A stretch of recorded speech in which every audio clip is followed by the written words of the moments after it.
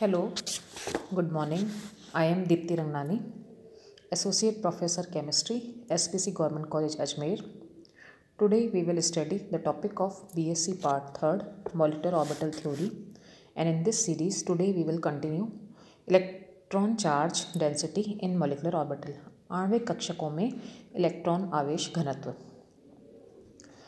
तरंग फलन जो हमने पढ़े थे उससे हम इलेक्ट्रॉन के आवेश का वितरण ज्ञात कर सकते हैं। आणविक या परमाणविक कक्षक पर इलेक्ट्रॉन की प्रायिकता उसके तरंग फलन के वर्ग के द्वारा दी जाती है। तो दो अवस्थाओं ψ1 और ψ2 में इलेक्ट्रॉन का जो प्रोबेबिलिटी डेंसिटी है वो निकालने के लिए हम ψ1 और ψ2 का स्क्वायर करते हैं। तो ψ1 स्क्वायर आ जाएगा ψa plus ψb √2 + 2 SAB। ψ2 square होगा ψa प्लस ψb √2 - 2 SAB और इन दोनों का होल स्क्वायर हम करेंगे। तो ψs स्क्वायर उसको हम लिख सकते हैं ψ1 स्क्वायर और इसको हम लिख सकते हैं 2 + 2 SB inverse ψa square plus ψb square plus 2 ψa ψb और ψa स्क्वायर को हम लिख सकते हैं ψ2 स्क्वायर और इसको हम वापस से वही इक्वेशन लिखेंगे 2 - 2 SAB inverse ψa square plus ψb square minus 2 ψa ψb। यहाँ पर ψa स्क्वायर और ψb स्क्वायर परमाणुक कक्षकों A और B, ψ1 स्क्वायर और बॉन्डिंग कक्षक को और ψ2 स्क्वायर अबंधी कक्षक पर इलेक्ट्रॉन घनत्व को प्रदर्शित करते हैं। अतिव्यापन समाकलन जो है SAB वो परमाणु तरंग फलन ψa और ψb के अतिव्यापन की सीमा का नाप होता है और जो समनाभिकीय या होमोन्यूक्लियर डाई एटॉमिक मॉलिक्यूलर जो सिस्टम होता है जैसे कि हाइड्रोजन आयन उसके लिए ये जो वैल्यू होती है वो 0.5 होती है। और समीकरण को हम ऐसे लिख सकते हैं ψ1 square = ½ ψa square plus ψb square plus 2 ψa ψb और ψ2 square = ½ ψa square plus ψb square minus 2 ψa ψb। जो न्यूक्लियस है उस A के नज़दीक क्षेत्र में इलेक्ट्रॉन के पाए जाने की जो प्रायिकता है वो ψa स्क्वायर होती है और नाभिक B के नज़दीक इलेक्ट्रॉन के पाए जाने की जो प्रोबेबिलिटी होती है वो ψb स्क्वायर होती है। तो इस तरह से ψa और ψb दोनों नाभिकों के मध्य इलेक्ट्रॉन के पाए जाने की प्रायिकता होती है। तो ψ1 स्क्वायर का जो मान है वो ½ ψa स्क्वायर और ½ ψb स्क्वायर के मानों के योग से ψa ψb अधिक होता है। अतः इस पद के द्वारा परमाणुक कक्षकों का अतिव्यापन होता है और बंधी आणविक कक्षक ψ1 का जो आवेश घनत्व है दोनों परमाणुक कक्षकों के अतिव्यापन क्षेत्र से ज़्यादा होता है।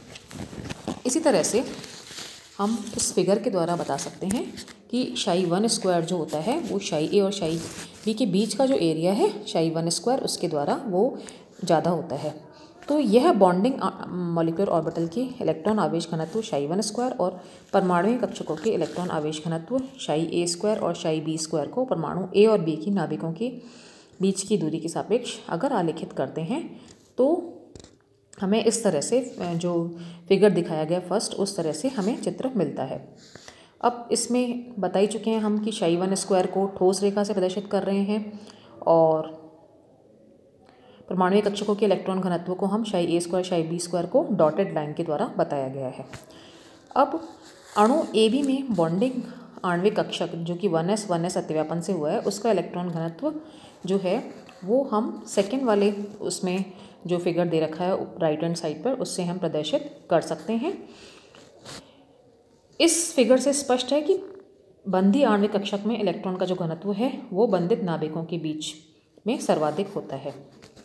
इसी तरह से विपरीत बंधी कक्षक में इलेक्ट्रॉन के घनत्व की जो प्रायिकता है उसको हम निकाल सकते हैं ψ2 square = ½ ψa square ψb square minus 2 ψa ψb और इससे स्पष्ट है कि जो विपरीत बंधी आणविक कक्षक है उसमें जो इलेक्ट्रॉन घनत्व है ψ2 स्क्वायर का मान ½ ψa स्क्वायर के योग से ψb से कम है और इसमें ψ2 स्क्वायर को ठोस रेखा के द्वारा और परमाणुक कक्षकों के इलेक्ट्रॉन घनत्व को बिंदुदार या रेखाओं से दर्शाया गया है।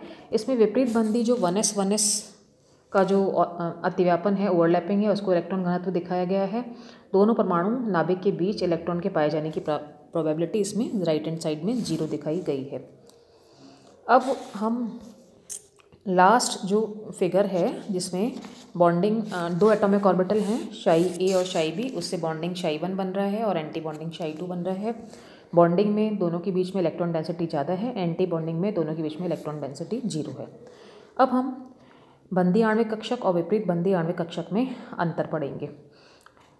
बंदी आणविक कक्षक समान चिन्ह के इलेक्ट्रॉन तरंगों के संयोग से अर्थात द्विपरमाणु कक्षकों के अतिव्यापन से बनते हैं, जबकि विपरीत बंदी आणविक कक्षक विपरीत चिन्ह के इलेक्ट्रॉन तरंगों के संयोग से बनते हैं। बंदी आणविक कक्षक की ऊर्जा अतिव्यापन करने वाले परमाणु की ऊर्जा से कम होती है। विपरीत बंदी आणविक कक्षक की ऊर्जा अतिव्यापन करने वाले परमाणु कक्षकों की ऊर्जा से अधिक होती है।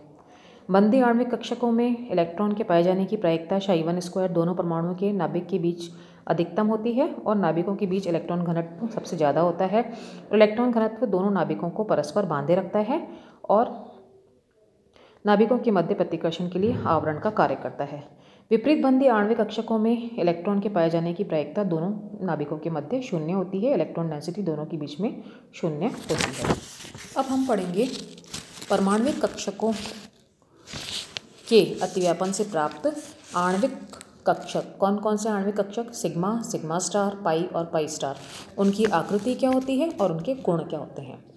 तो जिस प्रकार परमाणु कक्षकों को उनकी प्रकृति के आधार पर अक्षरों से निरूपित करते हैं, हम एस, पी, डी और एफ से संबोधित करते हैं, उसी प्रकार विभिन्न प्रकार के आकृति वाले आणविक कक्षकों को हम अलग अलग अक्षरों से रिप्रेजेंट करते हैं, जैसे सिग्मा, पाई, डेल्टा आदि।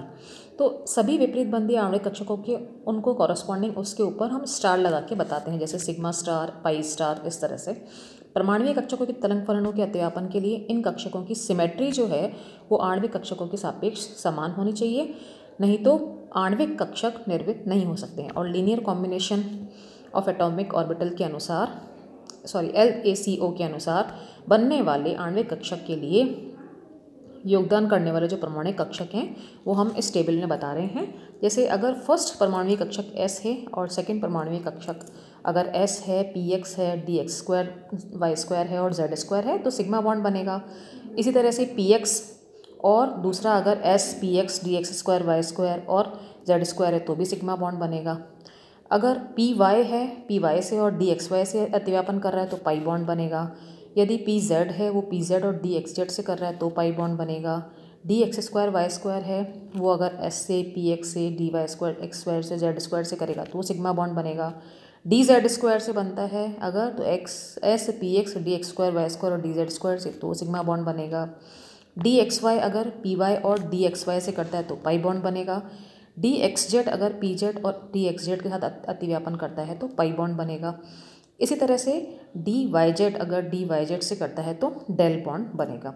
तो इस तरह से हम परमाणुीय कक्षकों के अतिव्यापन से जो निर्मित आणविक कक्षक हैं उनको हम रिप्रेजेंट कर सकते हैं। और इन्हीं के संगत अगर हमें एंटी बॉन्डिंग ऑर्बिटल्स चाहिए तो उसके ऊपर हम स्टार को शो करते हैं, जैसे सिग्मा के ऊपर सिग्मा स्टार, पाई के ऊपर पाई स्टार।